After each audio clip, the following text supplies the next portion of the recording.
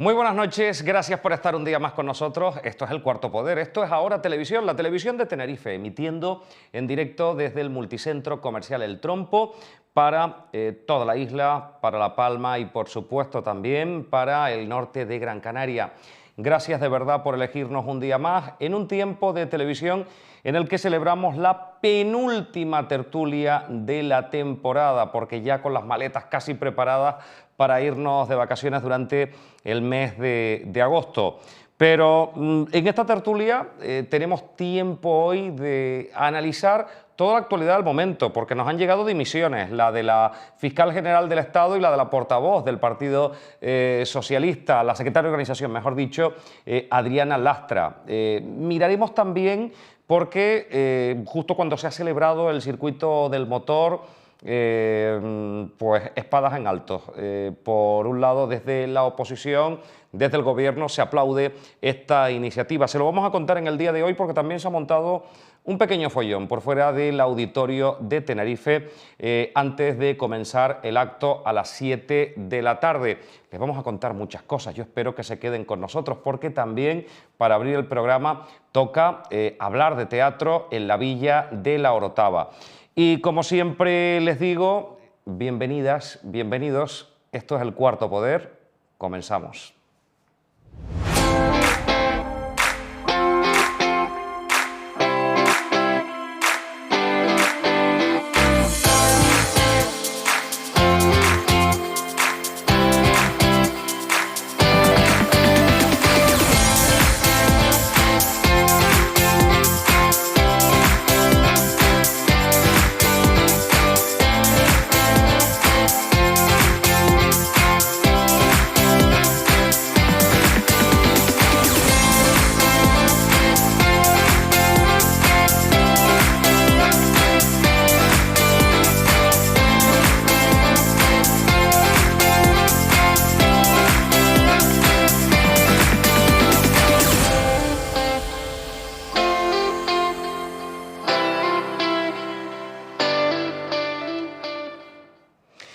Bueno, pues arrancamos el programa de hoy en este martes 19 de julio, recordándoles que además tenemos fin de semana de actos en Los Realejos con motivo de las celebraciones de las fiestas de julio en honor a la Virgen del Carmen. El viernes tenemos gala en directo y para el fin de semana les vamos a ofrecer el certamen de vinos, el de la papa bonita. Vamos a estar muy cerquita con un reportaje maravilloso que vamos a hacer con el tema de los cargadores de la Virgen del Carmen del puerto, que esa octava marinera en la Villa de Los Realejos. Vamos a tener también a grabar la gala infantil el próximo jueves, que la ofreceremos durante el fin de semana. ¿Y qué decir tiene? Ese lunes solemne del lunes del Carmen también podrán seguirlo en esta casa junto al resto de la programación, que como siempre saben es muy variada. Tengo que saludar ya a nuestro primer invitado. Él es Cirilo Leal Mújica, director de Ecos, Festival de Teatro Popular. Pero antes vamos con el spot que han estado viendo en esta casa en días pasados, porque sin duda esta cita con el teatro ha comenzado y llegará hasta los próximos días, tal y como nos dice el siguiente anuncio.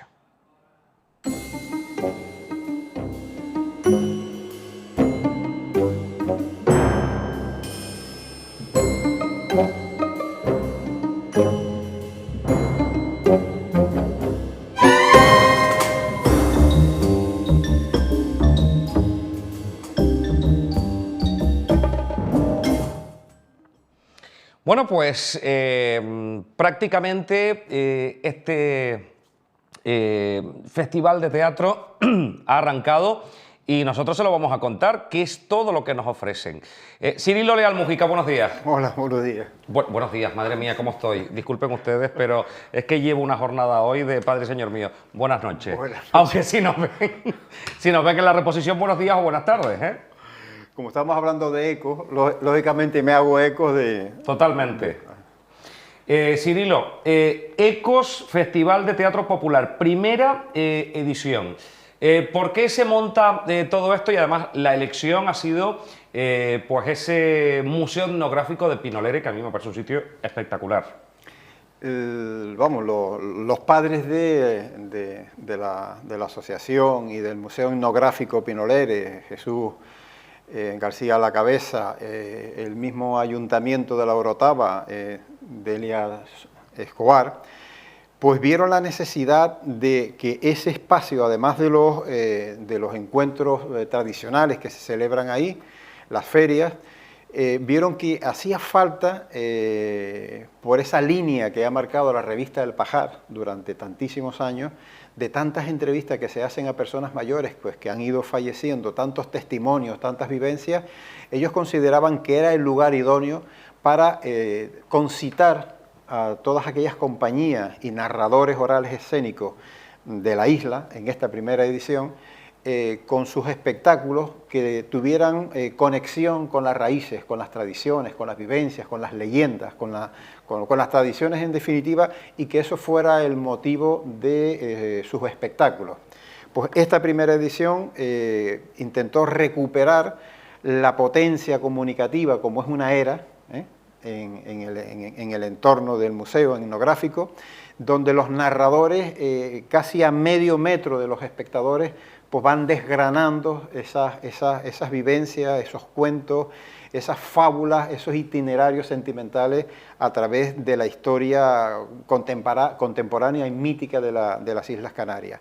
Ese es el motivo fundamental para que Pinolere se haya convertido en el foco de atención, en el centro, en el imán de todas estas empresas, tantos de grupos profesionales como de aficionados, porque, digamos, los amateurs, los diletantes del teatro, son los que en definitiva han mantenido esta tradición durante muchísimos años, y creo que va a seguir siendo la base, la fuerza para que esta actividad cultural tan importante de comunicación directa pues se mantenga a lo largo de los años. Bueno, vamos a tener desde ya, tal y como dice el spot, pues varias obras, porque hemos tenido este festival algunos días ya, si no me equivoco, Cirilo, del día 14 de julio. Empezamos el 14, jueves, viernes y sábado de la semana pasada, y ahora la traca final empieza precisamente este jueves 21 con un monólogo o como José Pedro Hernández, es un hombre conocido del mundo del teatro en el norte de la isla, pues va a desgranar cómo está montando un espectáculo sobre leyenda de los árboles centenarios de las islas, ¿no? Entonces nos va a desvelar cuáles son los engranajes para haberse inspirado precisamente en estos elementos tan importantes para nuestro medio ambiente y comunicarlos vamos a compartirlos con el público, porque una de las características de ese festival no es que el espectador va a ser un mero receptor de espectáculos que les echan ahí las compañías o los narradores, sino que hay un momento de conversación, de intercambio de opiniones y de pareceres y de sentimientos que sirve tanto para enriquecer al espectador como a los propios intérpretes y a los propios artistas, ¿no? Hay la compañía Teatruba, que va a reflejar precisamente la problemática que antes acabas de citar, el tema de la papa. Y la compañía Medio Almú Teatro, que se ha caracterizado por hacer un teatro de tipo comunitario, siempre enraizada, engarzados ellos en Ico el Alto, donde hacen una defensa artística y total, ¿no?, sobre el cuidado de las papas tradicionales canarias, con un monólogo o una narración de un hijo del Valle de la Orotava, pues que está haciendo su carrera profesional en Península, Javier de Luis, y que él nos va a contar precisamente sus vivencias vinculados pues al Valle de la Orotava. Y esta obra o esta experiencia teatral y cultural pues va a culminar el día 23 con un espectáculo de la compañía Teatro Negra, donde se va a contar pues vicisitudes del mundo de las lecheras, las gangocheras, el mundo de los cambulloneros, a través de un escenario metafórico que es la Viña del Loro, un lugar que mucha gente, muchos santacruceros y mucha gente del norte que se desplazaban a Santa Cruz en los años 60, 70, pues lógicamente van a recordar este espacio donde acudían seres pues, de la marginalidad y ser esperanzados en que esa sociedad de esa época pues cambiara, ¿no? Estamos hablando de basado en fuentes orales, que de eso hay mucho aquí, Cirilo, porque realmente a veces nos encontramos un montón de historias que realmente no los encontramos en fuentes escritas y que esto ha ido pasando de padres a hijos y así durante décadas y durante generaciones. Hombre, a veces un poco la historia se desvirtúa, pero también esa es la gracia, ¿no? Yo creo que el rescatar y difundir todas esas vivencias, esa memoria que estás contando, Dani, a través de soportes artísticos es esencial para que se perseveren a lo largo del olvido. Y qué mejor que un planteamiento artístico. El artista, lógicamente, tiene la libertad de creación, tiene esa licencia poética para ir transformando estas historias escuchadas de los mayores en darle un soporte y una dimensión, digamos, contemporánea a través de los soportes digitales para, digamos, fortalecer más esta comunicación. Yo creo que se mantienen las esencias de esas historias que nos han contado, porque no dejan de ser historias universales, historias que incluso cualquier persona que no sea de la isla o que no sea del país donde estamos viviendo, ven esta historia, yo creo que conecta con el sentimiento universal, ¿no? Con esa nostalgia, con esa melancolía, con ese dolor del paso del tiempo y cómo se han ido perdiendo determinados valores, valores que en la época en la que estamos viviendo pues se echa mucho de menos, valores de solidaridad, de ayuda, de apoyo mutuo, y yo creo que este teatro popular indaga precisamente en estos dolores que han ido quedando en el camino del olvido, precisamente para refrescarlos con esas licencias de las que acabamos de hablar y que adquieran pues nuevo vigor y nueva energía para el presente y para el futuro. Hablamos fuera, antes de comenzar el programa, y sobre todo, a veces se confunde un poco, Cirilo, lo de teatro popular y teatro costumbrista. ¿Cuál es la diferencia exactamente? El teatro popular, imagínate que como Sol y Sombra, una compañía de aquí de ICOT, ellos montan La Poncia y Bernarda, de la casa de Bernarda Alba, de García Lorca. García Lorca es el gran autor popular, ¿no? En la época de la Barraca, y a lo largo de los años en que se han seguido representando sus obras. Pues, Ulises Hernández y Juan Felipe hacen una adaptación de esta obra y la hacen popular en el sentido de que la transmiten al público en todos los espacios, en todos los lugares. Acaban de venir de la península, los vuelven a llamar para un festival nacional de teatro, entonces van, digamos, dentro de lo que llamamos ese teatro popular. Cuando hablamos de teatro costumbrista, da la impresión de que la fuerza queda en el lenguaje, en el juego de palabras, en el gracejo y en la risa de todas esas historias que se cuentan. Y se llama teatro costumbrista porque, por lo menos desde mi concepto, casi no es que adolezcan, pero no le dan tanta importancia como sí se le da desde el punto de vista del teatro de costumbres o el teatro popular, que es el marco general, a los conflictos. Yo puedo hablar una obra sobre el tema de la papa y hacerlo en plan cachondeo, en plan vacilón, y nos vamos a reír por los gestos, por las expresiones, pero estos grupos hacen un inciso, denuncian la situación de pérdida, por ejemplo, de la semilla, de necesidad de apoyar a los agricultores. O sea, hay un mensaje social que es lo que le da, o los que a veces separa o divorcia de lo que llamamos el teatro costumbrista. O sea, el conflicto que se refleja en escena es lo que le da esa dimensión, digamos, horizontal, que puede ser comprensible perfectamente en Canarias y en cualquier sitio donde estas compañías, como ha sido el caso de Medio Almú, que han viajado pues, por Europa, Venezuela, Cuba, en todas partes, y su lenguaje, a pesar de contar historias de Canarias, se ha entendido perfectamente. Bueno, vamos con el spot, compañeros, porque tenemos todavía hasta el próximo viernes para poder disfrutar de este Ecos Festival de Teatro Popular basado en fuentes orales.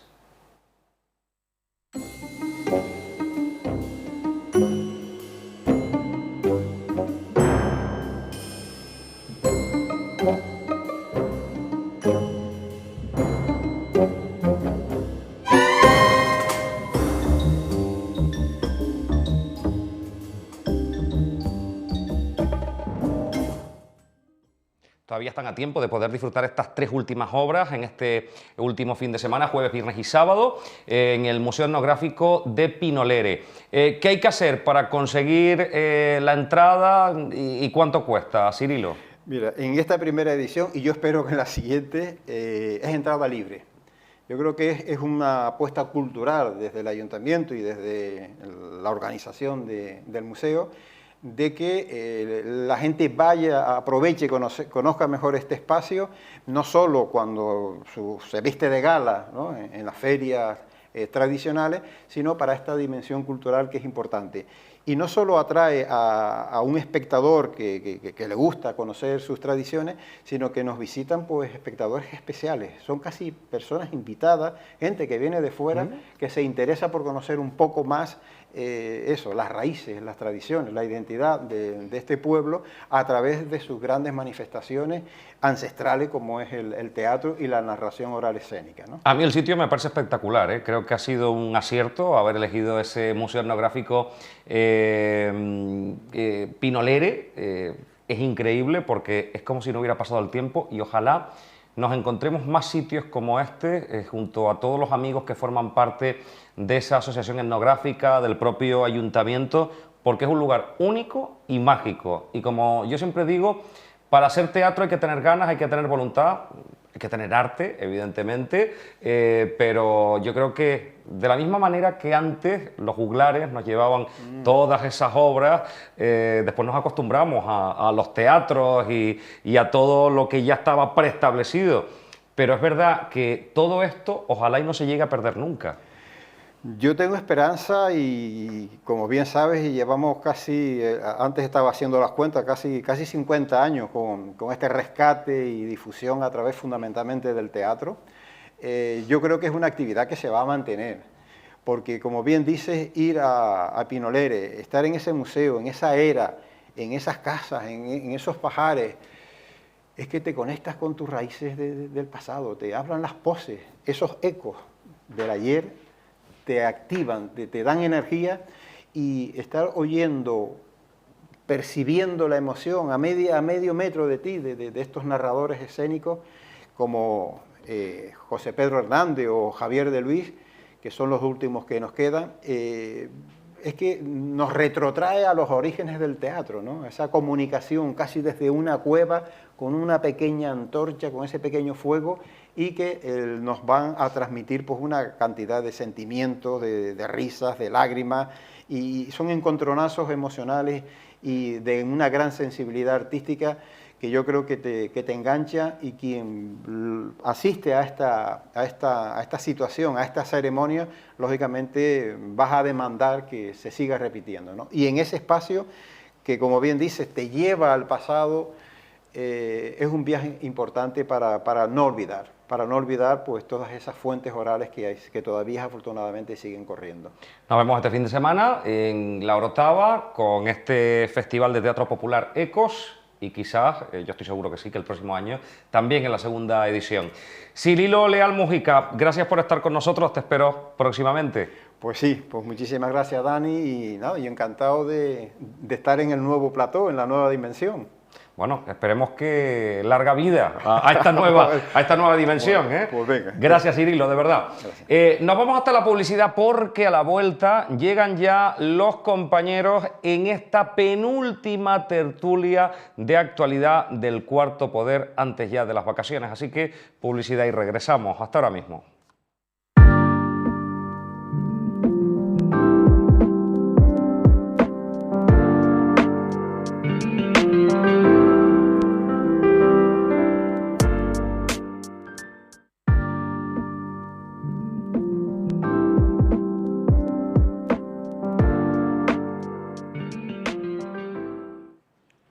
Bueno, pues aquí estamos ya en esta tertulia de actualidad siempre muy esperada, muy comentada semana tras semana, porque yo no sé lo que pasa, que siempre hay temas que suscitan la discusión y en este caso el enfrentamiento dialéctico, pero es lo que toca, ¿eh? En esta temporada es lo que toca.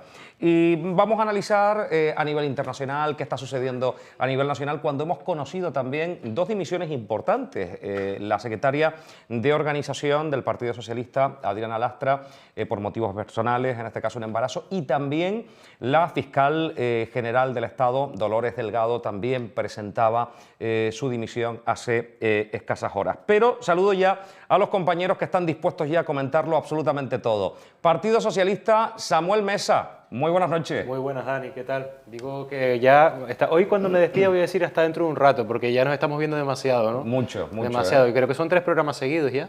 Pues sí. La próxima semana le toca a Lázaro, que tiene ganas de movimiento medido. Pensaba que me iba a decir que para la próxima semana me toca presentar. Dice Lázaro, ya estoy calentando que salgo, ¿eh? Saludamos ya también a la compañera de Coalición Canaria, Diana Mora. Buenas noches. Buenas noches. ¿Cómo estás? Encantada de estar aquí, como cada 3 martes, que me toca a mí. Muy bien. También hoy, en esta tertulia de actualidad, Pedro Antonio Campos, Partido Popular, y en este caso desde Puerto de la Cruz. Muy buenas noches. Buenas noches, Dani, y buenas noches a todos los telespectadores. Bueno, pues comenzamos a nivel internacional porque sigue revuelta la situación en Europa. En Italia, el primer ministro Mario Draghi dice que no quiere continuar. Y en este caso a Boris Johnson ya forma parte de la flema inglesa, sus propios compañeros le obligan a marcharse. Y le costó a Boris Johnson hasta que al final la inestabilidad interna ha hecho imposible que pudiera seguir al frente. Habrá primer ministro en el mes de septiembre, primero eran 6 y ahora se van barajando 3 los posibles protagonistas para ocupar esa casa que estamos viendo en estos momentos en pantalla de Boris Johnson. ¿Por dónde analizamos? ¿Italia? ¿Nos vamos a Reino Unido? Personalmente creo que Europa se enfrenta ahora mismo a una crisis que, bueno, yo creo que a diferencia de lo que sucedía con la crisis del 2008, con la caída de Lehman Brothers y demás, que habían algunos analistas que apuntaban a que era posible, pero eran pocos los que venturaban esa crisis económica financiera en la que nos vimos inmersos, desgraciadamente. Digo que, a diferencia de lo que sucede ahora, ¿no? Que ahora ya hay instituciones muy importantes que vaticinan que en otoño, desgraciadamente, también nos vamos a ver inmersos en una posible recesión. En unos países pues llegará antes y en otros después. Y a Europa le va a golpear fuertemente, fundamentalmente, por lo que está ocurriendo en Ucrania. Y digo esto porque la estabilidad en momentos como estos es muy importante. Y que países como Italia, que tiene un PIB muy importante, pues tenga inestabilidad no es bueno. Y países como el Reino Unido, que es verdad que no forma parte de la Unión Europea, pero bueno, geográficamente está donde está. Y seguimos teniendo acuerdos bilaterales. Y tenemos acuerdos bilaterales y todavía tienen el tema del Brexit que no está del todo cerrado al 100%. Creo que no es bueno, Es verdad que la imagen de Boris Johnson estaba cuestionada, flaco favor le hacía a su reputación esas macrofiestas que organizaba en Downing Street cuando el país estaba inmerso en un confinamiento. Y yo creo que, bueno, es lo que tocaba, ¿no? Es lo que tocaba cuando, como decía anteriormente, tu credibilidad se ve inmersa o se ve cuestionada por esas fiestas que los ciudadanos no entendían y que los ciudadanos también se merecen un respeto y un respeto de la democracia del país. Bueno, la verdad es que a Boris Johnson solo le falta venir a Tenerife a una de las fiestas que organizamos aquí, un farra o... Una romería, ¿no? Pero... Yo creo que él es más de farra. Diana Mora, ¿qué análisis realizas de todo esto a nivel internacional que está creando muchísima inestabilidad, no solo en sus países, sino también que se podría extender, como solemos definir en política, efecto contagio? Sí, bueno... Es cierto que todos los indicadores y las mesas económicas están apuntando ya a una posible recesión a partir del próximo otoño, pero es que además la situación de ahora es muy diferente a la situación de la crisis anterior del año 2008, porque de la crisis del año 2008 veníamos realmente de un momento de bonanza económica, de un momento de crecimiento donde todo estaba yendo bien, vino la burbuja inmobiliaria y después a partir de ahí comenzó esa crisis.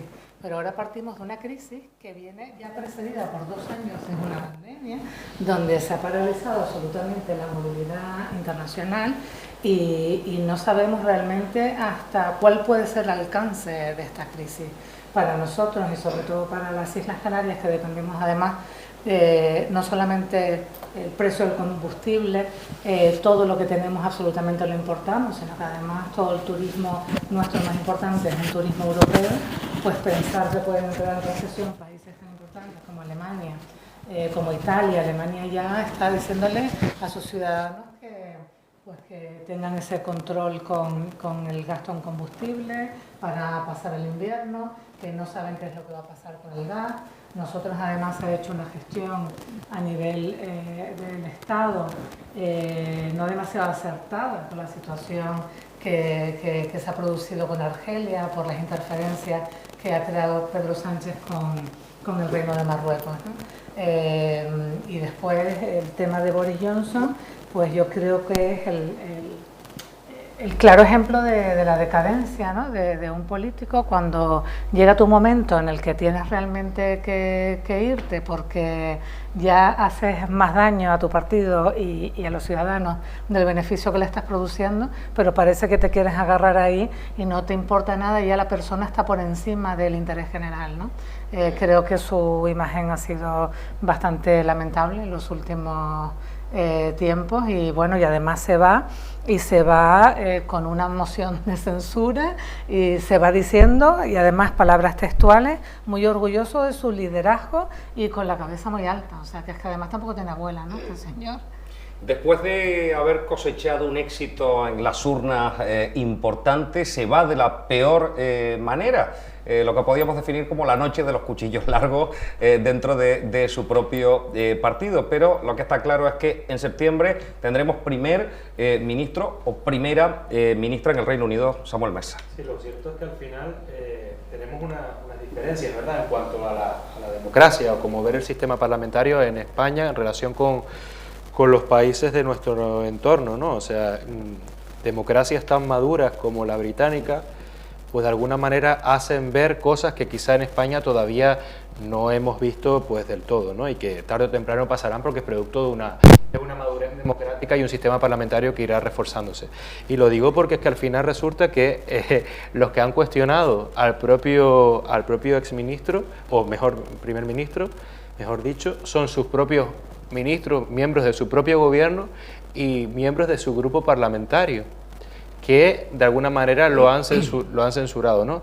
La disciplina del partido pues se entiende que no es tan, vamos a decir, tan fuerte y existe una mayor autonomía del diputado, en este caso en el Parlamento británico, ¿no?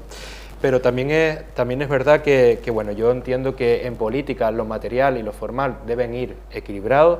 Entiendo que por muchas acciones políticas o políticas que hayas llevado a cabo interesantes, si en un periodo de pandemia donde mandas a los vecinos, a los ciudadanos a estar confinados en sus viviendas, pues se hacen fiestas en la casa, vamos a decir, presidencial o del primer ministro, y se aprovecha incluso hasta un periodo de luto nacional con la muerte del que fue esposo de la reina de Inglaterra, del duque de Edimburgo, para hacer una fiesta en su propia residencia presidencial, pues no queda del todo bien, y son cuestiones que los británicos, con un sentido que tienen tan fuerte la corona, que es lo que estábamos hablando antes en plató, pues la verdad que lo cuestiona.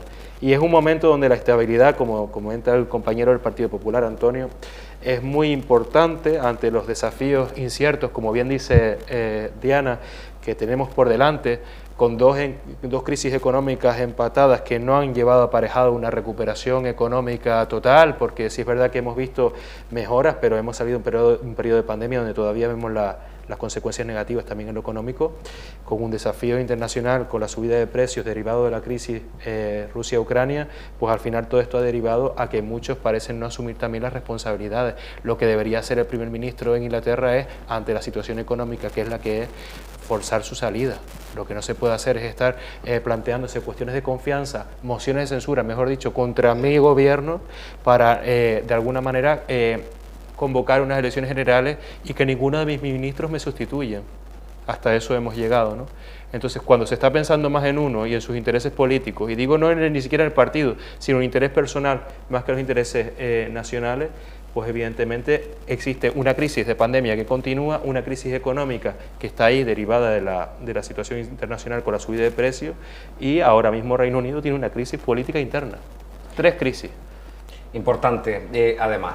Bueno, conocíamos hoy los datos del CIS, la encuesta pública nos daba ese estudio del mes de julio. Por primera vez, después de las elecciones de Andalucía, el Partido Popular se ponía por delante con un retroceso importante de Vox, justo cuando se está realizando ese viaje y esa encuesta interna de Yolanda Díaz.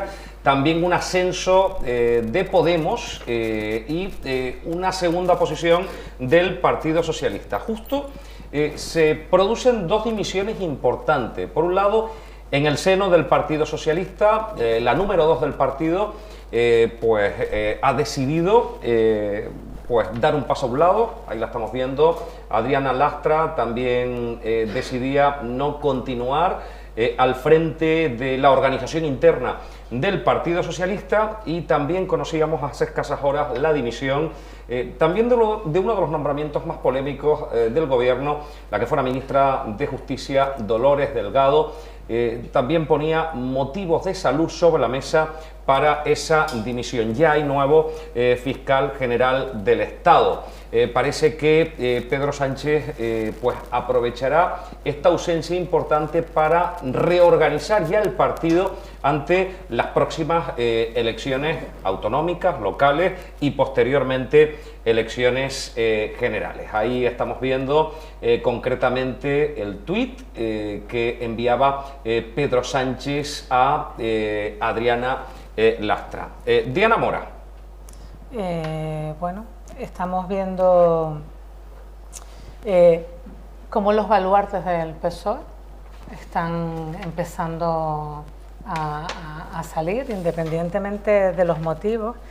Lo que he podido leer yo, lo que se refiere a Adriana Lastra, es que tiene que ver con un embarazo, y yo en ese sentido creo que las mujeres tienen que tener esa plena libertad de decidir si quieren elegir los cuidados del hogar, si quieren elegir mantener su puesto de trabajo. No es una cuestión que nadie tenga que valorar, sino cada mujer. Lo que sí después nos llama la atención, que también Dolores Delgado renuncie como cargo de fiscal general del Estado. Da la sensación de que comienza a haber un abandono de los puestos más importantes, más relevantes que han acompañado a Pedro Sánchez durante estos años, y que además coincide con esa encuesta del CIS, de ese CIS que siempre llamamos el CIS de Tesanos, que decimos, bien, si estos son los datos que están dando, a lo mejor podrían ser hasta peores. La situación es que estamos viendo que el PSOE cada día que pasa va bajando en las encuestas, ¿no? No sé cuánto tiempo durará. Creo que se va a mantener el pacto de gobierno hasta final del mandato. No creo que haya unas elecciones anticipadas. Hemos visto un debate del Estado de la Nación en el que un presidente más preocupado de tener a la bancada de sus socios contenta y tranquila que mirando realmente la necesidad de los españoles y la situación que nos viene próximamente. Y bueno, creo que es un poco esos cambios de cromos, esas salidas a la desesperada, que muchas veces pues se justifican por situaciones personales, pero bueno, no voy a valorar a una mujer que quiera salir por un embarazo, pero sí no deja de llamarme la atención que sean ya 2 cargos tan importantes que abandonen. Bueno, Pedro Antonio. En lo personal, desearle tanto a la fiscal general del Estado, Dolores Delgado, como a Adriana Lastra, lo mejor siempre. En lo político, creo que Adriana Lastra flaco favor le hace a las mujeres en la lucha a la igualdad cuando tiene que renunciar a sus puestos de trabajo por una baja por maternidad. Y Dolores Delgado creo que llega tarde. Creo que su nombramiento nunca se tuvo que haber producido. Ha cuestionado Pedro Sánchez ha cuestionado la independencia del Poder Judicial, ha atacado a un cuerpo tan prestigioso como es la Fiscalía. Se han sucedido numerosísimos episodios controvertidos por parte de Dolores Delgado. Me viene a la mente ese cambio de criterio de rebelión a sedición y todo lo que ha supuesto a posteriori en el juicio del proceso. Y por eso digo que creo que llega tarde. Y creo que llega tarde porque también a Pedro Sánchez le está pasando factura. Antes creo que era Diana quien hablaba de... No, creo que era Dani, una reorganización del partido. Creo que también es aparente una reorganización de las instituciones. Dentro de poco vamos a hablar también de esa polémica reforma de la Ley Orgánica del Poder Judicial que va a permitir el nombramiento, en principio, de los 2 magistrados del Tribunal Constitucional y con ello el cambio de sentido del Tribunal Constitucional. A mí personalmente me preocupa la deriva que Pedro Sánchez está cogiendo en esta recta final, porque está cuestionando las instituciones, las está haciendo como si fuera su cortejo particular y creo que los españoles no merecen eso. Y con respecto a las encuestas, en las 3 últimas veces que he venido aquí se ha tocado ese tema. Yo no creo en las encuestas. Bueno, son herramientas que están ahí, están al servicio de los ciudadanos y se ponen a disposición de los partidos políticos.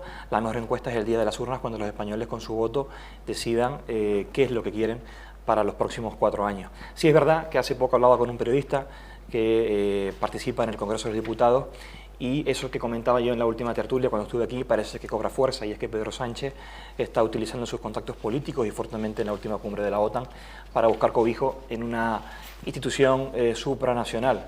Se habla de un relevo en la OTAN, se habla de un puesto en la Comisión Europea. Parece que él ve que sus días en el gobierno de España, fruto de su propia gestión, están llegando a su fin y está buscando cobijo en otro sitio. Veremos si eso es cierto. Samuel.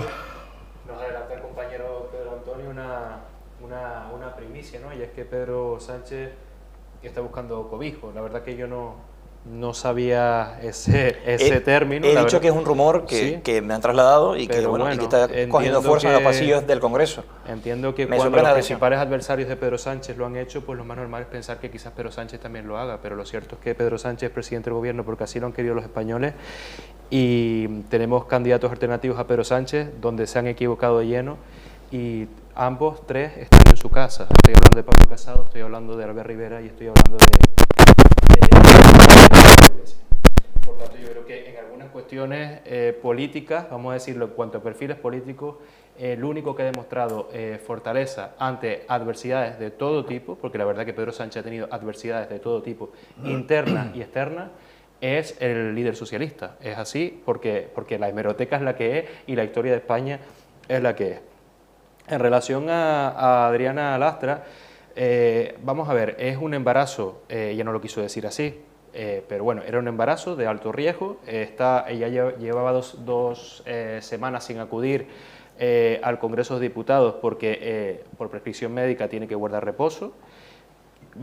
Está embarazada de en torno a 3 meses, lo cual quiere decir que daría luz, si todo va bien, que esperamos que sí, a final de año. Y oye, es una persona muy responsable en cuanto a nivel de comunicación en el PSOE, es una persona que tiene muchísimo poder y muchísima responsabilidad dentro del partido, más su función como diputada nacional, y viene un año interesante desde un punto de vista electoral de muchísimo trabajo, y nos estamos viendo que es una persona que va a tener un niño de 5 meses en mayo de 2023. Ante esa situación, evidentemente, yo sería el primero en quitarme responsabilidades de arriba, responsabilidades que van aparejadas a un puesto orgánico, ni tan siquiera es un puesto institucional. Cuando hay otros compañeros que a lo mejor pueden tener mayor nivel de entrega o de disponibilidad, yo creo que toca también ser responsable y quizás lo es. nada más. O sea, yo no creo que hay que darle más vueltas a esta cuestión. No viene precedido de unas conversaciones previas, no viene precedido de su relevo en la portavocía del Congreso. Lo demás o sea, es rumorología. todo no hay unos antecedentes. ¿Sabes lo que pasa? Que yo creo que es muy interesante para todos los pero partidos. Tampoco deja su acta en el Congreso. ¿Sabes lo que pasa? Que yo creo que es muy interesante también para todos los partidos hacer una valoración acerca de si se puede ostentar y responder ante tantos cargos. Ella tenía un puesto orgánico muy importante, era la portavoz del Grupo Socialista en el Congreso y además es diputada. Lo cual quiere decir que quizá ese reparto que se hizo en su momento lo hizo para centrar a Adriana Lastra en la parte más de comunicación, como mano derecha de Pedro Sánchez, pero sí es verdad que quizás bueno, pues merecía bueno, pues un reparto de funciones o de cargos, tampoco creo que sea mala cosa. En relación a Dolores Delgado, sí es verdad que el nombramiento fue muy cuestionado porque era la ministra de Justicia de Pedro Sánchez, yo no voy a negar la mayor. Es verdad que en su momento por determinados sectores de la justicia y no de la justicia se cuestionó ese nombramiento, alude a razones de salud, por tanto yo la creo y en cualquier caso entiendo que el nombramiento que se haga obedecerá a criterios pues, de carácter pues, técnico. Y en relación a las encuestas yo sí me las creo. Dani, si yo recibo un correo por la mañana diciendo que yo tengo una encuesta en la Orotava, si yo no la creyese, yo no pincho en el correo a ver la encuesta. Si yo me las creo, pincho en el correo a ver la encuesta. Por tanto, yo las encuestas sí me las creo y les hago caso. Y creo que marcan tendencia. Y detrás de la encuesta hay un trabajo de mucha gente y mucha gente que muchas veces hace un buen trabajo. En base a la encuesta de CIS dice que el Partido Socialista baja, que baja 7 diputados, que en base a la que está cayendo el resultado evidentemente no es bueno, pero sí es verdad que nos estamos viendo con un presidente del gobierno que se vio obligado a paralizar el país en un periodo de pandemia con poca ayuda por parte de muchas fuerzas políticas que no ayudaron a tomar las medidas que había que tomar y ha asumido en primera persona un desgaste que viene derivado de dos crisis. La segunda crisis a nivel internacional con la derivada subida de precios a las que el gobierno, con y sin ayuda, depende de la ocasión y depende de las estrategias políticas que mantenga el Partido Popular, pues se tienen o no se tienen en cuenta a la hora de aprobarse o no. Yo considero que lo que ha pasado es que el Partido Popular está aglutinando, está sumando todo el voto de lo que es la derecha, el voto de Ciudadanos, el voto de los liberales, el voto de los conservadores, en el caso del Partido Popular, y el voto de la extrema derecha se están uniendo en torno a las siglas del Partido Popular, quizá por aquello del voto útil, y bueno, pues es una estrategia que está llevando a cabo el señor Feijóo a través en muchos casos, por ejemplo, de la abstención. Por ejemplo, la ley Cerolo, que es la ley contra la discriminación en otros campos como en el campo laboral, esa ley, entre otras cosas, cuenta con una abstención del Partido Popular. Entonces, no molestamos a los que somos liberales, porque no molestamos a los que somos liberales en el sentido de que no votamos en contra, pero tampoco perdemos el voto de la extrema derecha porque tampoco votamos a favor. Y nos mantenemos en ese equilibrio perfecto Samuel, y ambiguo que el Partido Popular siempre ha tenido. Venga ya, Samuel, por favor. Ahora no quieras hacer vender que la abstención es cuando te interesa algo que tú reclamas al Partido Popular y cuando no lo recriminas. Venga ya. Acabas de decir hace un momento una cosa que, si me permite, venga, que el Partido Popular no arrima el hombro durante la pandemia. Ya. Si les hemos ofrecido planes económicos, planes sociales, planes jurídicos, les hemos ofrecido un pacto por la justicia. ¿Y qué nos han dicho? Que no. Ese pacto por la justicia, que no, y lo sabe perfectamente. Ese pacto por la justicia no lleva aparejado cumplir la Constitución. Hace poco, venga ya, que no cumple la Constitución. El pacto con la justicia si le ofrecimos despolitizar la justicia, que los jueces elijan a los jueces. ¿Eso que lleva aparejado? Sí. Porque los dos grandes partidos voten a favor de una reforma. ¿Y de una reforma de qué? Pero, Samuel, de la Constitución. Entonces me estás proponiendo que justo después de un periodo de pandemia se haga una reforma constitucional. ¿Y qué problema hay? ¿Y qué problema hay? ¿Y qué problema hay? Vamos a sentarnos. No, pues ya que han sacado el tema, compañeros, lo uno ya para tratar un tema del que parece que no se han llegado a acuerdos los grandes partidos para la reforma, en este caso, y los nombramientos del Consejo General del Poder Judicial, y en este caso, pues, lo que parecía que al final no iba a llegar, que se retiró, al final ha sido una realidad, y el sumar apoyos en el Congreso para sacar adelante la reforma del Poder Judicial y marcar más distancia todavía entre Partido Socialista y Partido Popular. El Congreso toma en consideración la contrarreforma que permite al Consejo General del Poder Judicial sortear la limitación que se le impuso en 2021 y poder elegir a sus 2 magistrados para el Tribunal Constitucional. Nosotros no creemos en esta propuesta porque es que, ya es que no lo digamos nosotros, es que la Comisión Europea ha advertido seriamente al gobierno de Pedro Sánchez de que no se puede politizar la justicia. Y seriamente con algo que nos toca el bolsillo a todos.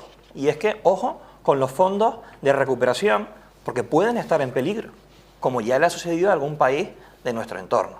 Entonces, no juguemos con las cosas de comer y de verdad, los 2 grandes partidos en esta materia creo que estamos de acuerdo en el fondo del asunto. ¿Qué hace un político nombrando un juez? No tiene ni pies ni cabeza. Los jueces tienen que ser elegidos por los jueces. Y los fiscales, la fiscal general del Estado tiene que ser nombrado por el cuerpo de la Fiscalía. ¿Qué hace un Consejo de Ministros el próximo martes nombrando al fiscal general del Estado? Nosotros no creemos en eso. Y si es necesario llevar a cabo una reforma de los dos grandes partidos, sin que tenga el color político de ninguno, como también le propusimos un plan económico con medidas que no eran del PP, eran fruto de las reuniones de Alberto Núñez Feijóo con los diferentes agentes económicos y sociales y que se las dimos sin membrete del PP, sin nada que diera lugar de que esta es una propuesta del PP y ustedes la desecharon. ¿Por qué no podemos ponernos de acuerdo? Es lo único que reclamamos. Y ojo, que ya no es una propuesta del PP, insisto, es una propuesta que viene de la Comisión Europea. Samuel. Al final las propuestas de la Comisión Europea parece que vienen en épocas del Partido Socialista. Creo recordar que el Partido Popular ha gobernado España unos cuantos años buenos, en concreto pues cerca de 12 años, lo cual quiere decir que responsabilidades, pues más de 12 años, lo cual quiere decir que responsabilidades pues de reforma de la justicia, de despolitizar la justicia, pues yo creo que son compartidos por parte de los dos grandes partidos. Lo que me extraña es que este tipo de iniciativas que pone el Partido Popular sobre la mesa, haciéndose oídos o escuchando a la Comisión Europea, lo hace cuando el Partido Popular está en la oposición. Parece que cuando el Partido Popular está en el gobierno, pues aquí ya no interesa. Pero dime, ¿tú estás a favor de que ¿Sabes por qué no interesa? ¿Sabes por qué no interesa? Porque en ese caso el Partido Socialista sí apoyó al gobierno del Partido Popular y cumplió con la Constitución de renovar los cargos pero Samuel, en el Consejo General del Poder Judicial. Estamos en 2022. ¿Qué pasa que ahora? ¿Qué pasa que ahora? ¿Político? Sí. Primero o no. estoy a favor de no desbloquear. Dime. Primero, Pedro Antonio, yo creo que es compatible cumplir un mandato constitucional, cosa que el Partido Popular no está cumpliendo, y sentarnos desde el día siguiente a hablar acerca de una reforma. Perdona. El Partido Popular está en la oposición. Sí, eso está claro. Y les hemos tendido la mano para llegar a un consenso. Te lo vuelvo a decir. Y le hemos tendido la mano. Ustedes son los que Primero gobiernan. hay que cumplir el mandato constitucional. Y nada pasaría una vez cumplido el mandato constitucional, sentarnos al día siguiente, los dos grandes partidos, incluso más partidos, porque todos pintamos. ¿Y para qué reformas porque entonces todos esta pintamos, ley? porque a mí todos pintamos. ¿Para qué reformas? ¿Qué sentido tienes que tú pactes con Esquerra reformar esto ahora? Se puede nombrar. A Esquerra lo representan personas. Pero tú estás a favor de que los jueces sean elegidos por los políticos. Lo que te estoy comentando es, probablemente el sistema a nivel de justicia tiene que mejorar de arriba a abajo. Pero dime, de arriba a abajo. ¿Los jueces son elegidos por los políticos? ¿Sí o no? Te digo, primero hay que cumplir con la Constitución. Y una vez se cumple la Constitución, entonces, al día siguiente... ¿quieres elegirlo por los políticos? No, al día siguiente se debe reformar la nada. Constitución. Y en eso sí estoy de acuerdo. No pasa nada. Diana, y en eso sí estoy de acuerdo. Pero sí te voy a decir una cosa. Cuando se empieza a renovar la justicia, sería empezar a renovar desde abajo. Y creo que en España, y no es una cuestión de los partidos políticos, la persona que está estudiando para juez debería ser ayudado. Totalmente de acuerdo contigo. Porque me da a veces la sensación que los que se pueden pegar 5 o 7 años estudiando para juez y no trabajar porque es una oposición imposible, tal y como está configurada, de estudio, son aquellas personas que se pueden permitir el lujo hasta los 30 y pico años de no trabajar. Entonces, al final, quien administra justicia en este país, quizás no todos tienen la misma óptica de cómo está la sociedad y lo que es ganarse el pan y lo que es la cuestión de hacer un esfuerzo económico y de tiempo. lo cual quiere decir que a la hora de administrar justicia deben ir todas las personas y de todas las clases sociales. Pero estás diciendo que habidas los y por jueces haber. son... Habidas y por haber. Es Yo una clase ahí lo dejo elitista. caer. Yo Estás ahí lo diciendo dejo que caer. los jueces son una clase Yo ahí lo elitista. dejo caer. Que Bueno, los funcionarios... vamos con Diana, estoy de acuerdo porque contigo, es que nos quedan un montón de temas, ¿eh? Sí, bueno, Diana. yo creo que ahí me parece bien que los jueces no sean elegidos por los políticos, pero también es cierto que el último Consejo del Poder Judicial lo eligió el PP estando gobernando contra el PSOE. Bueno, pero es que hay 2 asientos que le corresponde ahora mismo al Partido Socialista nombrarlos, porque es así, porque mientras los han tenido unos, los han tenido y ahora les toca a los otros. Creo que tener eso bloqueado no es tampoco la solución. Creo que habría primero que cumplir con las directrices del Estado y después, entre todos, ponernos de acuerdo para despolitizar la cuestión jurídica que al final nos atañe a toda la sociedad. Bueno, vamos con declaraciones polémicas. De nuevo es un huracán. Hablamos de Isabel Díaz Ayuso, presidenta de la Comunidad de Madrid. Sus palabras han sido un auténtico torbellino. El titular es: Ayuso ataca al orgullo LGTBI que deja 400 millones en Madrid. Estamos aguantándolo un mes.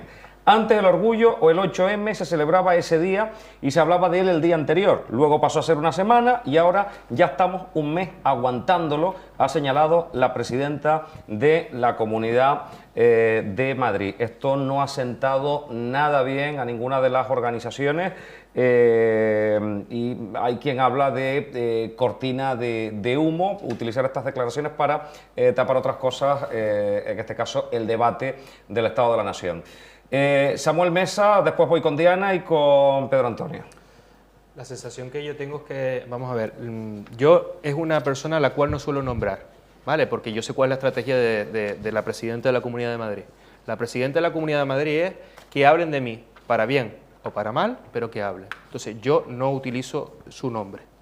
La presidenta de la Comunidad de Madrid lleva, pues, creo que haciéndole flaco favor a la dirección renovada del Partido Popular y al señor Feijóo, que yo creo que en cuanto a formas son muy diferentes, de una forma totalmente desleal, porque no se sabe cuando habla representando al Partido Popular de Madrid, cuando habla representando al conjunto de los madrileños, porque eso es una cuestión que también se debería hacer ver. Utiliza las instituciones muchas veces madrileñas para hacer, que no es este caso, pero para hacer declaraciones que van más allá de un posicionamiento de presidente de una comunidad, y al final utiliza ese micrófono para herir sensibilidades y dividir a una sociedad madrileña, y creo que como presidenta debería luchar por todo lo contrario, precisamente por todo lo contrario, que es unificar Madrid. Te voten o no te voten. Para la gente que vota al PSOE en Madrid, la señora presidenta de la Comunidad de Madrid es su presidenta. Y es verdad que eso creo que ella no lo tiene en cuenta a la hora de hacer política. En relación con el tema del orgullo, sepan ustedes que el orgullo dejó en Madrid en 2017 150 millones de euros. 150 millones de euros en un mes, junio-julio, que tradicionalmente ya en Madrid pues afloja bastante. Lo cual, agüita bendita, porque ni mar tiene. Y es una forma turísticamente y económicamente interesante de darle vida a una ciudad, además de a nivel cultural y a nivel social, de abrir muchísimas mentalidades también en esa comunidad. Y por otro lado decir que este año, ya tenemos los datos, es que se movieron más de 200 millones de euros en Madrid, económicamente hablando, ha salvado probablemente parte de la campaña turística de lo que quede de año en la Comunidad de Madrid. Una media entre 80 o 90 euros diarios se puede dejar a una persona que va al orgullo, más los gastos de alojamiento en los hoteles. Que le pregunte a las cadenas hoteleras acerca de lo que opinan sobre el orgullo en Madrid. No puedo entender que ese posicionamiento lo haga una persona que se considera liberal, no lo puedo considerar desde el punto de vista social ni desde el punto de vista económico. Es totalmente contrario a una persona liberal. Creo que es una persona que en muchos aspectos roza, no sé si para ganarse un tuit, tintes creo que cercanos al partido Vox, porque una persona que sea liberal tendría que ver desde un punto de vista económico, desde el punto de vista social, el tema del orgullo como una oportunidad de hacer una sociedad mejor y una forma de ingresos para la comunidad. Diana Mora.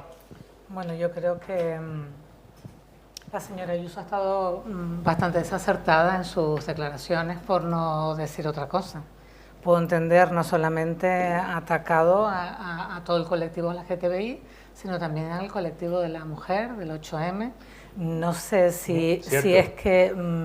y además con declaraciones como este feminismo que me intentan imponer a mí como si yo no fuera una mujer y yo le debiera mi vida profesional a un señor como lo hacen ellas.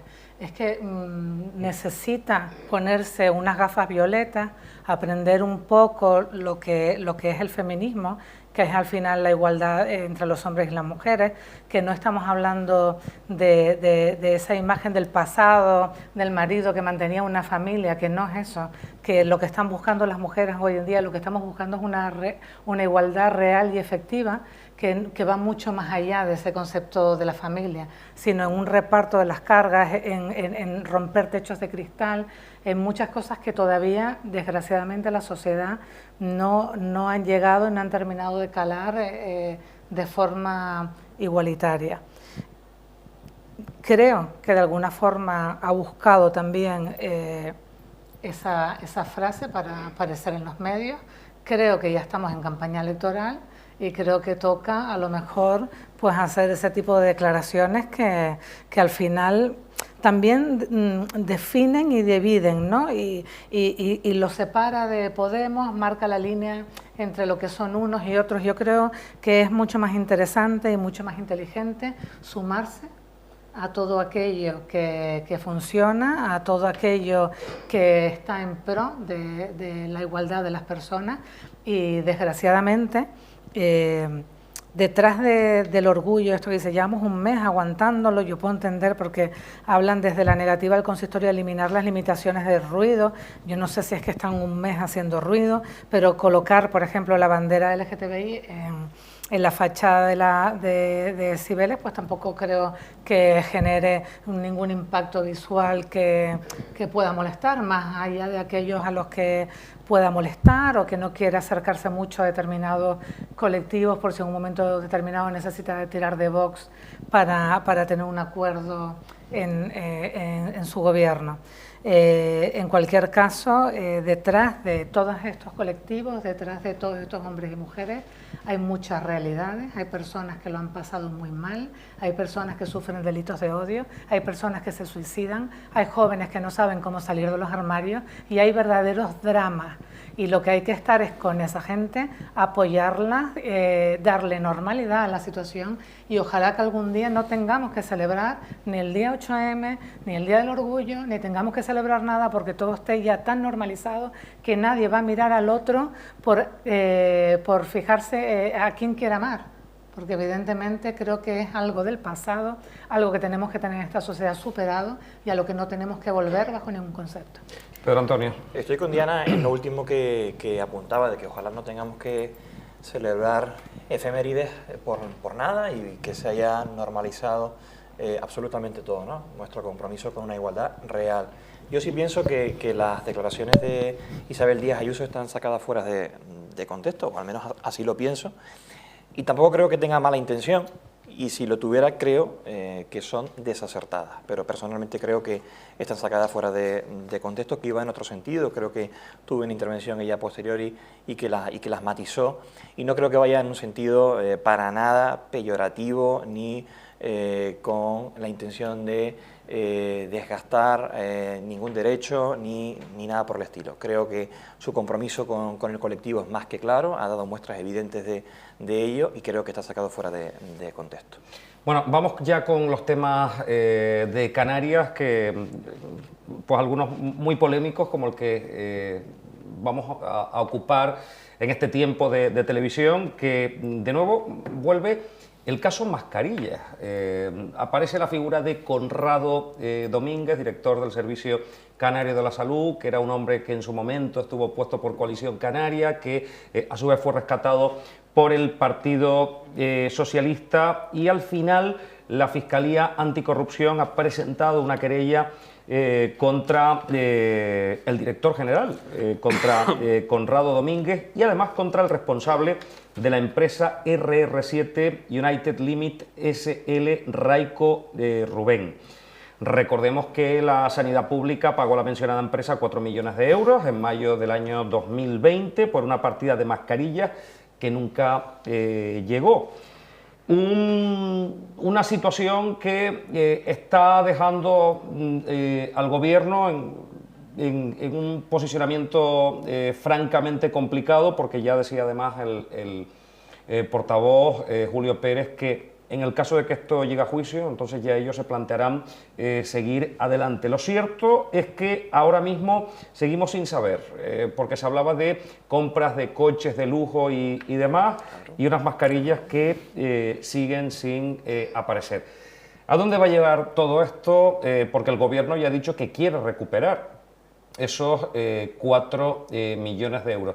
¿Quién se va a quedar por el camino? Al final, ¿quién va a pagar el pato de todo esto? Pedro Antonio. Eso es lo que pasa cuando se actúa de manera tan rápida y sin revisar quién es el contratista. Cuando uno contrata con la administración pública, tienes que tener aptitud para contratar. Y la aptitud para contratar, entre otras cosas, es la capacidad de obrar. Esta empresa no tenía ni por asomo capacidad de obrar. No podía contratar. Y le adjudicaron un contrato de emergencia a dedo, porque es así, es de un negociado sin publicidad con estas características, y lo que se ha visto es que les ha salido rana.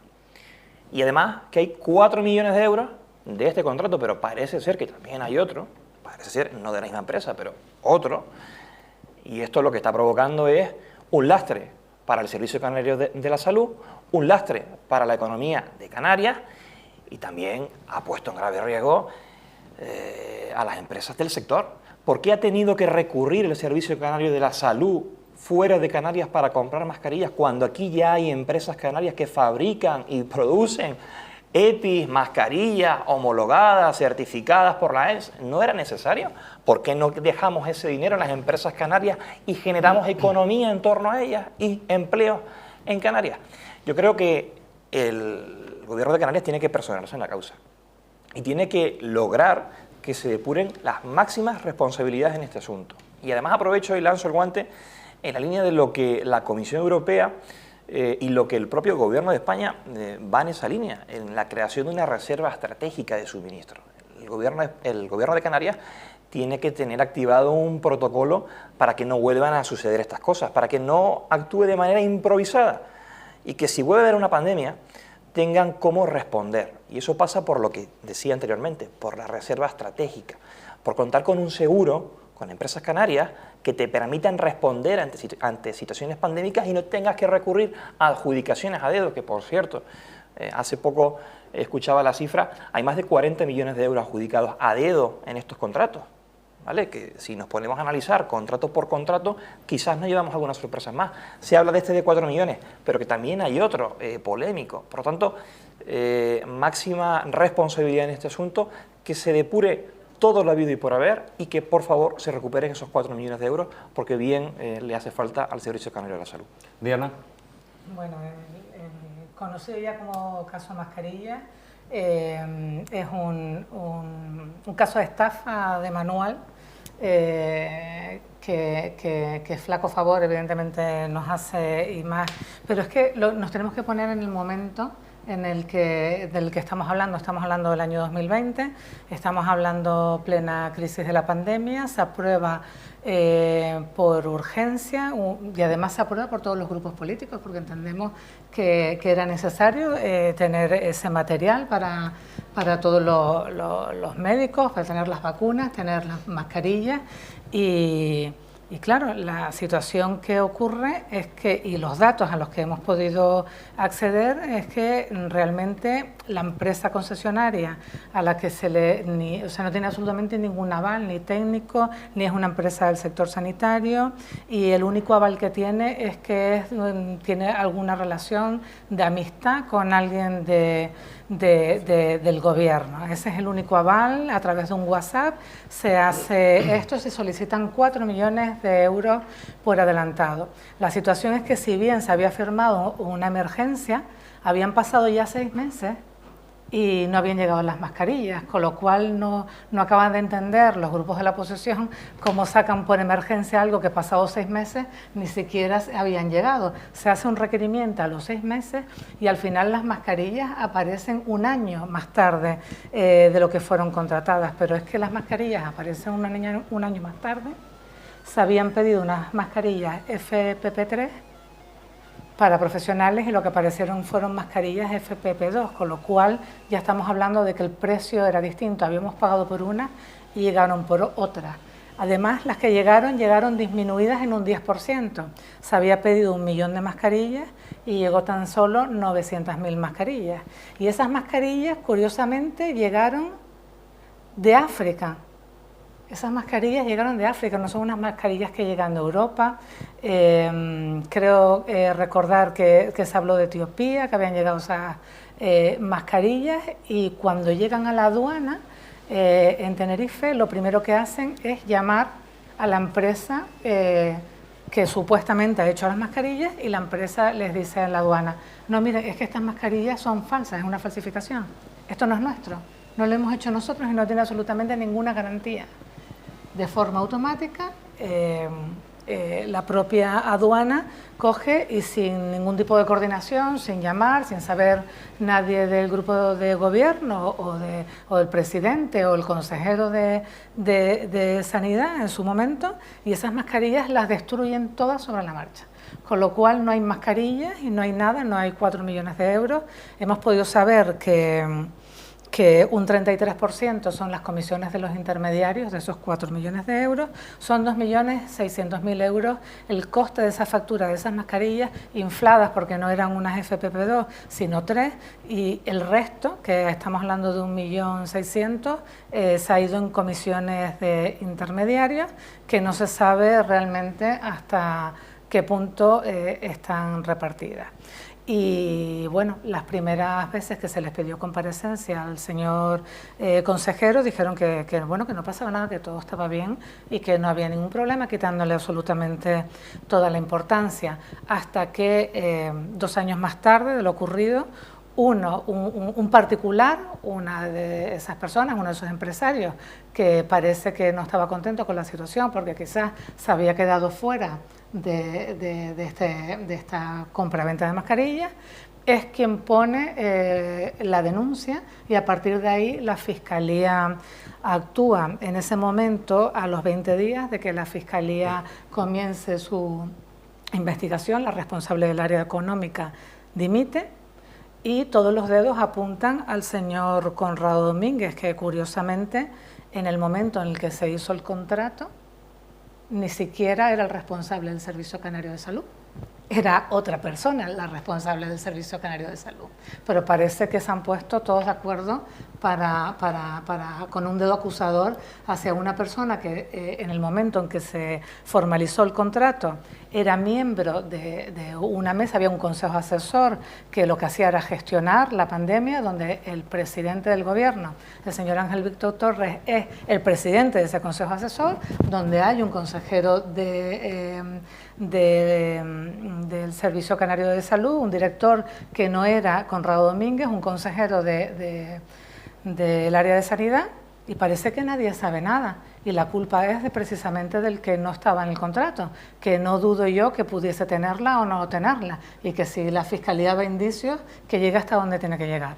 Pero desde luego que es un absoluto escándalo, y que vamos a ver cómo van a ser capaces de recuperar ese dinero cuando parte importante del dinero ni siquiera se ha adjudicado a la empresa, sino que esa empresa hizo ya las entregas, y además una parte, un 33%, que estamos hablando en un momento donde la gente se estaba muriendo y otros estaban haciendo negocio. Esa es la realidad.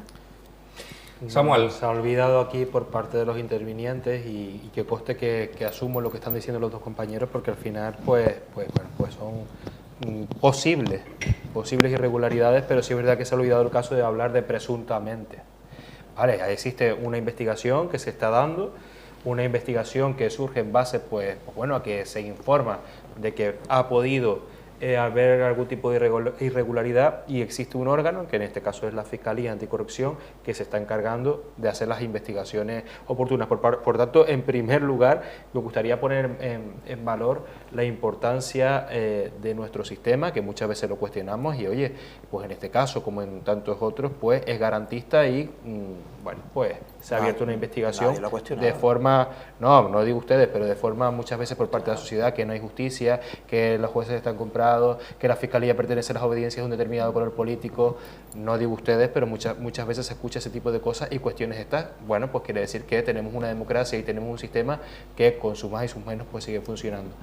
Lo cierto también es que al final este tema pues parece, bueno, pues uno más de los sistemas creados donde han habido ciertas irregularidades o presuntas irregularidades en la compra de material para protegernos ante el COVID-19.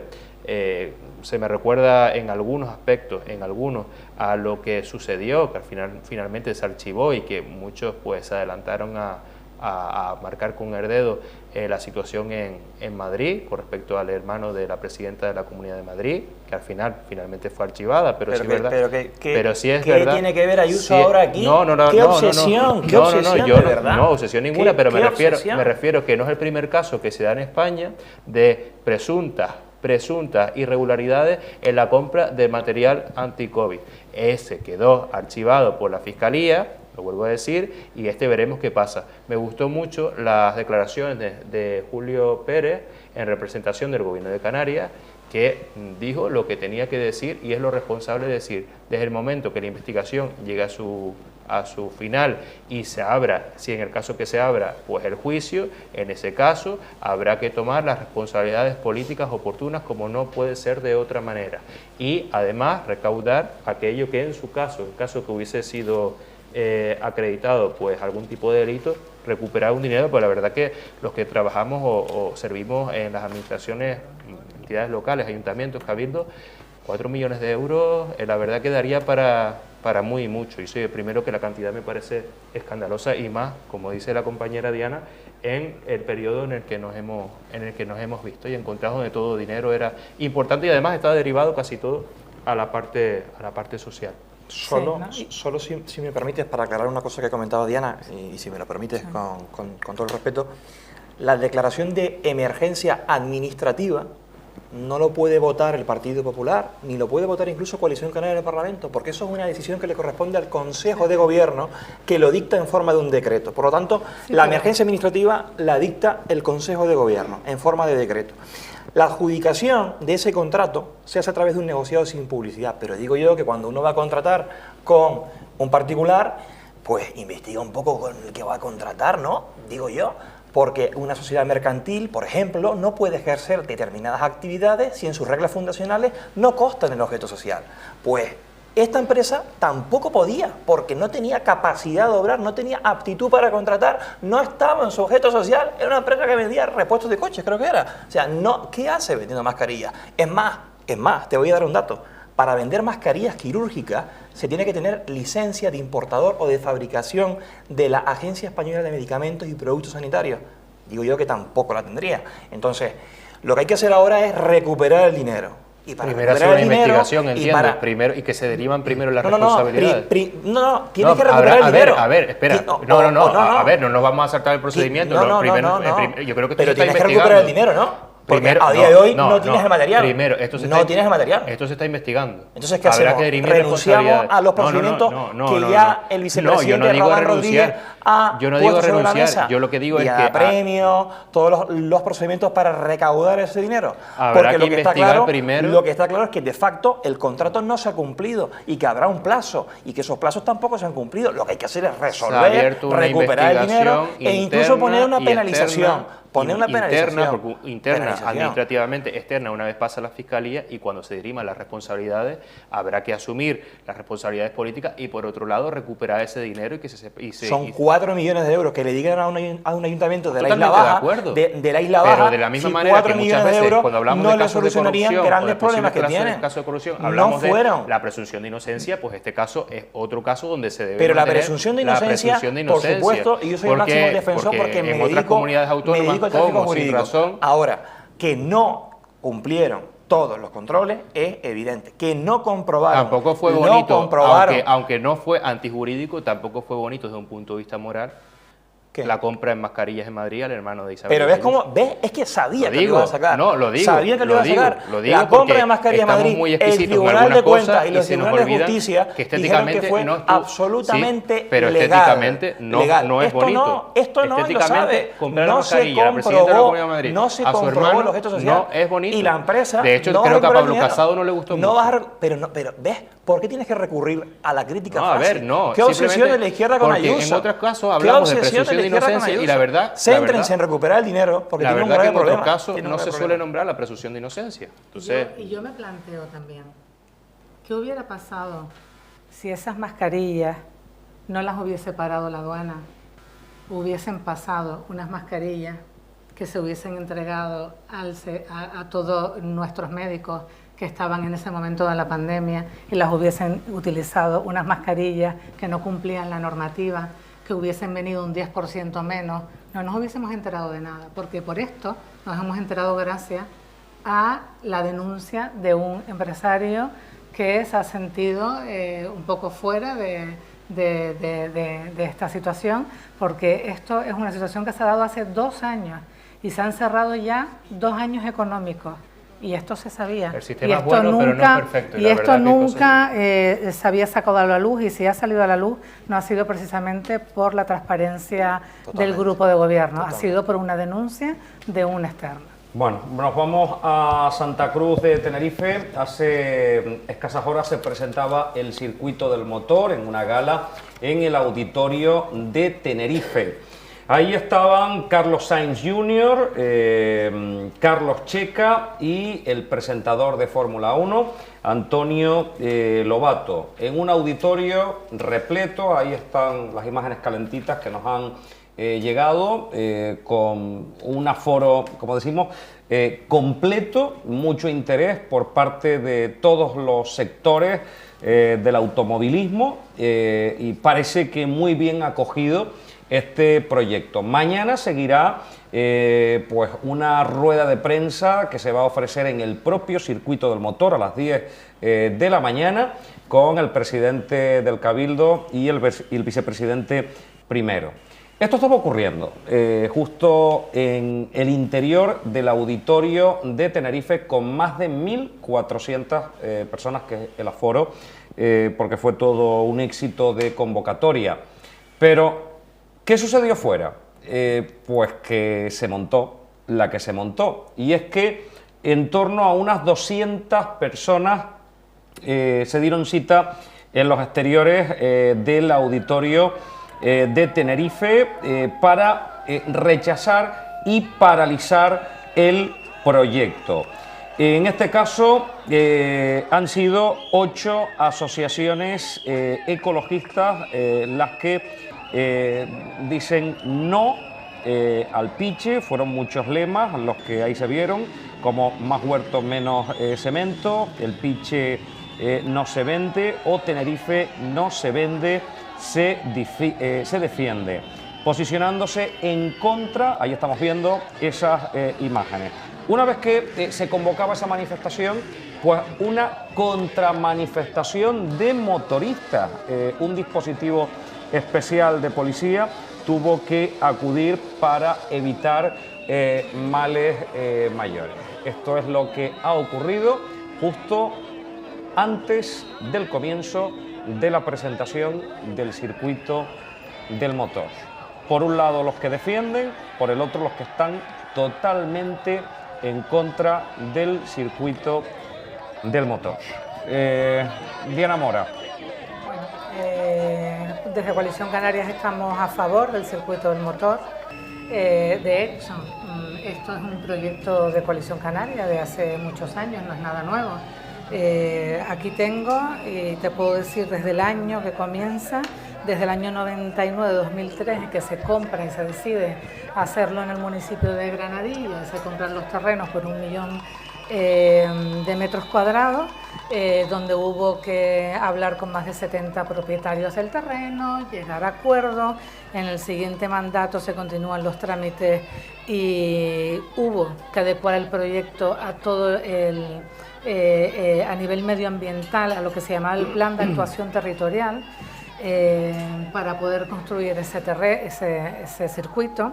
Costó muchos años desbloquearlo y conseguir tener ese plan de actuación medioambiental. Entre el 2003 y el 2011, el Cabildo siguió realizando diversos trámites, el diseño del proyecto, la aprobación inicial.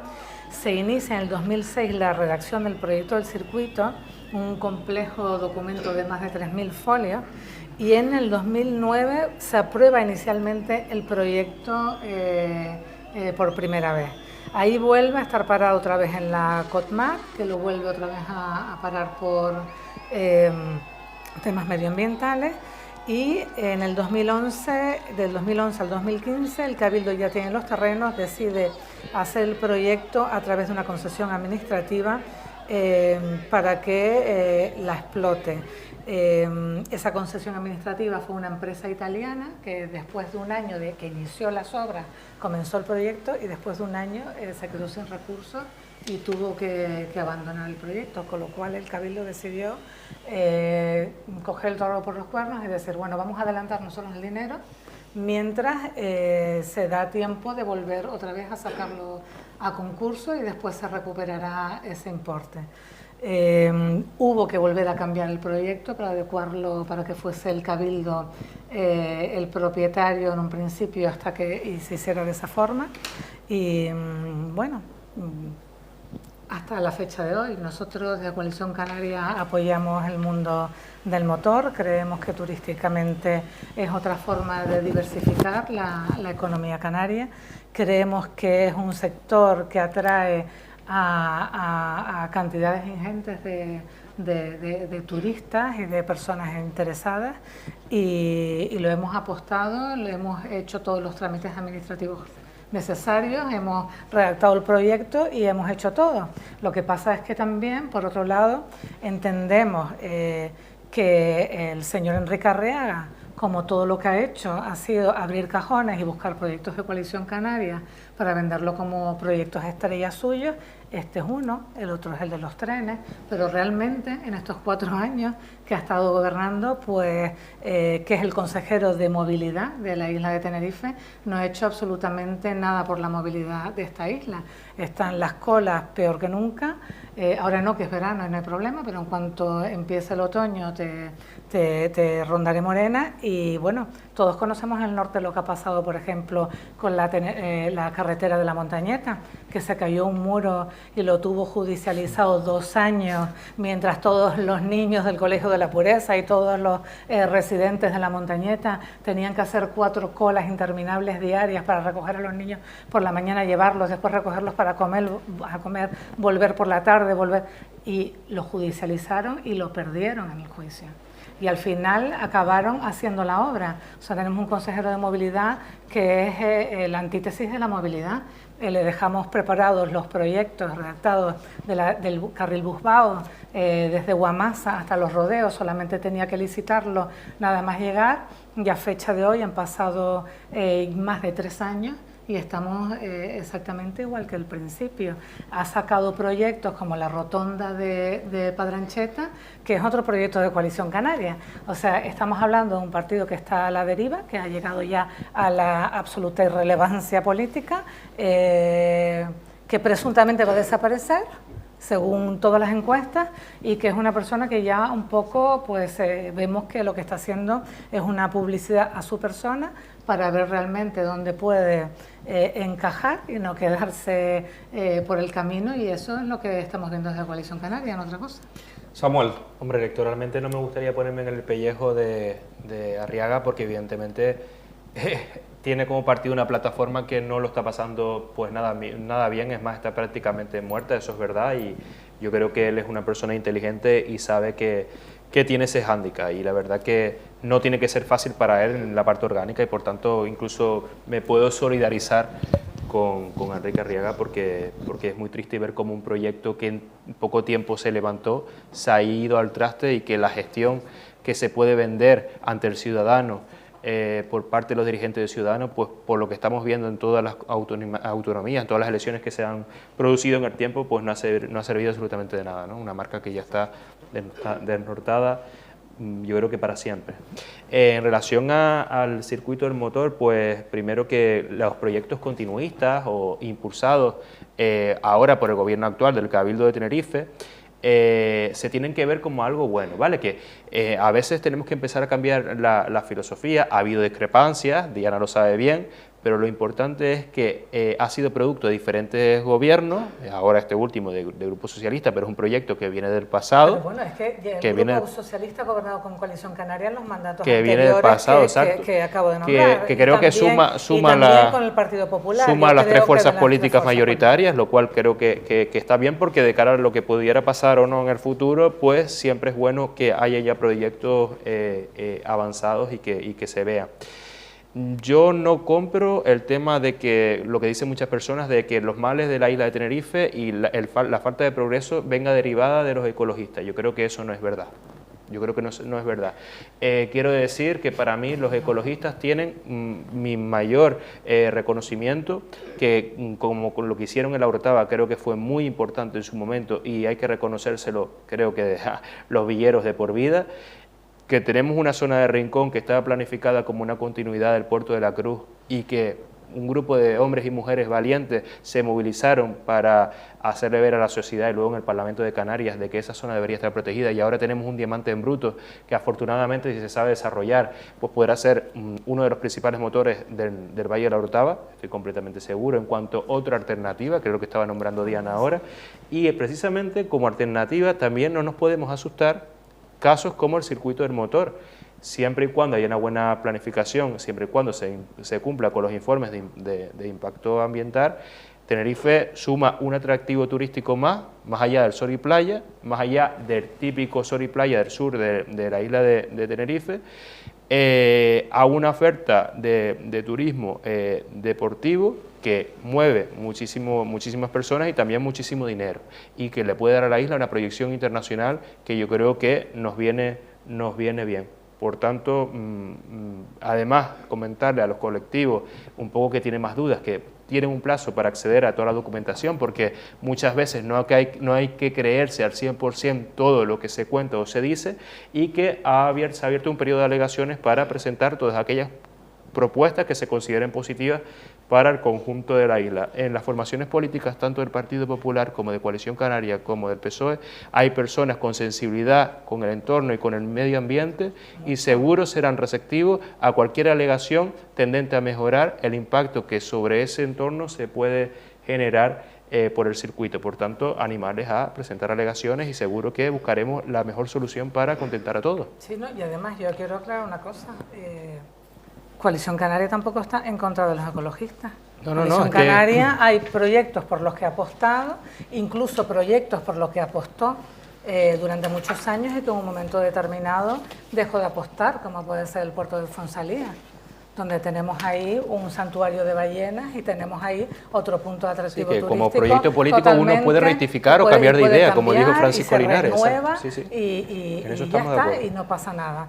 O sea que lo que pasa es que sí es un proyecto que hemos trabajado durante muchos años, y lo que no puede ser es que vengan ahora esas publicidades de es que esto lo he hecho yo, que acabo de llegar en 2 días, hice todos los proyectos, tengo todas las declaraciones medioambientales, de impacto del medio, que todos sabemos los trámites administrativos que conlleva eso, y al final estamos viendo que se ha convertido casi coger el dinero público para hacer una publicidad a bombo y platillo de la persona de Enrique Arriaga, porque está a punto de desaparecer, y ya lo vimos también cuando intentó hacer un programa de televisión donde él era el presentador, y es que lo hemos visto en muchísimas formas de actuar. Si me das a intervenir, que no he tenido la oportunidad de mostrar el posicionamiento de nuestro partido, desde el PP decimos sí rotundamente al circuito del motor, porque coincido con Samuel de que es un proyecto estratégico para la isla y que sin duda va a ser un atractivo más para la oferta de nuestra isla. Pero es justo poner en la mesa de que los proyectos están bien, porque sin proyectos no hay obra, como es obvio, pero los proyectos hay que financiarlos y las obras hay que pagarlas. Y es cierto también, y es justo también ponerlo sobre la mesa, de que en mayo de este año el Partido Popular presentó en el Cabildo una moción precisamente para garantizar la financiación de la obra y que tuviese un carácter plurianual, tengo aquí apuntado 60 millones de euros durante ese periodo de tiempo. Por lo tanto, las obras son necesarias, los proyectos son necesarios, pero hay que saber cómo pagarlos, porque de nada me sirve tener multitud de proyectos si no tengo financiación para poder ejecutar esas obras. Y lo que sí le decimos a Enrique Arriaga, yo no sé si va a seguir sí o no, no estoy en su mente ni tampoco lo pretendo, es menos propaganda y más gestión. Más gestión porque es ahora cuando toca, y menos propaganda porque es verdad que las elecciones están a la vuelta de la esquina, pero coincido con mi compañera que lo que se dio hoy parecía más una propaganda personal y política, porque desconoce su continuidad en esto de que llaman la cosa pública, y que lo que toca ahora es trabajar porque el circuito del motor en 2025 sea una realidad y que podamos todos disfrutar de esta nueva atracción para el conjunto de la isla. Yo creo que fue como una... que para todos los tres partidos considero que es un proyecto interesante, y quizás la única diferencia, porque como bien dice Diana, es una cuestión de hace bastantes años, es que quizás al final la política es establecer unas prioridades, cada gobierno, cada partido pues establece cuáles son las suyas, y quizá en este caso se le ha querido dar un impulso o una prioridad mayor, a diferencia de otros proyectos que pueden esperar un poco más, creo, porque sí es verdad que el tema del circuito del motor, creo que cuando más se está oyendo es ahora. Claro, porque ya es ahora, todos pero los sí, informes pero de sí es atrás verdad que, desbloqueados, pero ya sí se ha hecho aunque todo esa el coalición trámite canaria no ha buscado la inicial. sensibilidad, a lo mejor en el conjunto de ciudadanos, no lo sé. Primero, que cada momento porque político no han sabido vender que el ver proyecto, digo. También, pero si llevamos hablando pero de, que los de proyectos este no hay que- proyecto, es que los proyectos es que no no es cuestión de hay que venderlo. venderlos. Sí, pero también hay Pero que el- impulsarlo, y impulsarlo, es exacto. que los proyectos hay que ejecutarlos. Pero que durante Y por mucho eso tiempo hablamos de no la ha Pero es que sido- financiación. durante mucho tiempo han sido muchas las trabas, han sido crear los proyectos, ha sido comprar un terreno con 70 propietarios diferentes a los que hubo que llegar a acuerdos, después ya comenzaron las obras. Es que lo que hay creado, las obras que hay, que existen, las hizo un gobierno de coalición canaria con el Partido Socialista. Lo sé, En el Cabildo. Lo sé, pero Esas son las únicas incluso obras que hay. gobernando el Partido Por Socialista eso tal y como está nos ahora. llamaba la atención la presentación que iba a ser hoy, que no sabíamos qué era exactamente lo que iba a presentar, porque las obras siguen paradas. Y es que no se ha avanzado nada desde el anterior mandato. Entonces, la realidad es que las obras son las mismas. No hay ningún avance. Y lo único que vemos es una publicidad que lleva semanas dando bombo y platillo del señor Arriaga, Y que va a continuar. sacándose fotos al lado de Porsche y al lado de todos los famosos que pueda, y hoy y eso va a seguir porque está en campaña, está en modo electoral. Todo, hay que ser Y honestos, eso que todas las con formaciones dinero público. políticas y todos los partidos También, políticos están en modo importante campaña. ¿Cuánto habrá costado ese acto, verdad? ¿Cuánto habrá costado? ¿Cuánto habrá costado ese Creo acto? que algún partido político lo ha solicitado ya por registro de entrada. Bueno, pues para concluir ya, antes de irnos, tenemos que decir que cuando casi hemos finalizado el carnaval el otro día, ya hay tema para el carnaval 2023. Tras una encuesta que ha hecho el Organismo Autónomo de Fiestas y Actividades Recreativas del Ayuntamiento de Santa Cruz, el tema ganador ha sido, en este caso, Nueva York, la ciudad que nunca duerme. Volveremos a vivir una gala similar a esa que estamos viendo y que les ofrecimos en esta casa junto a todos los actos del carnaval. ¿O cambiaremos el formato? Estaremos muy pendientes a las próximas semanas a medida que se vaya acercando ya la fecha de las carnestolendas que están ya a la vuelta de la esquina. Y llegados a este punto, nos volveremos a ver, compañeros, por el mes de septiembre. Yo no sé si ya tienen previstas las vacaciones, Samuel. Hombre, lo mismo nos vemos la próxima semana, ¿viste lo bien? También.